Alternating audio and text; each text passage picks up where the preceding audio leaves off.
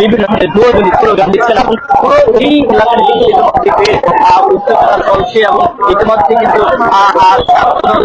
শীর্ষ নেতাকর্মী এখানে এসেছেন।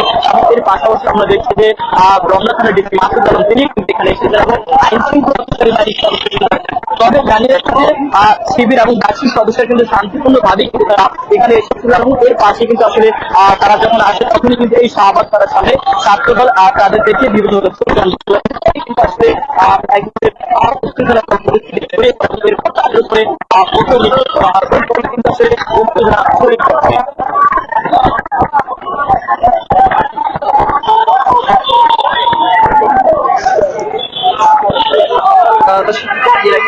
এখন পর্যন্ত আসলে উত্তেজনা চলছে, তবে পরিস্থিতি নিয়ন্ত্রণে আছে কিন্তু আইন শৃঙ্খলা রক্ষাকারী বাহিনী এবং রমনা থানার একেবারে বিঘ্ন হয়েছে এবং সেটিকে ঘিরে কিন্তু ঢাকা বিশ্ববিদ্যালয় পুরো এলাকায় যান চলাচল বন্ধ রয়েছে। অন্যদিকে কিন্তু ডাকসুর সমাজসেবা সম্পাদক এবি জুবায়ের এবং ডাকসুর সাহিত্য বিষয়ক সম্পাদক মোসাদ্দেক আলী ইবনে মোহাম্মদ তারা একটি স্মারকলিপি দিতেই কিন্তু এই শাহবাগ থানায় আসেন। এরপরে কিন্তু আসলে তাদের উপরে ছাত্রদল এবং সেই হামলার ঘটনা ঘটে এবং এরপরে কিন্তু পুরো এই ঢাকা বিশ্ববিদ্যালয় ক্যাম্পাস জুড়ে উত্তেজনা ছড়িয়ে পড়ছে।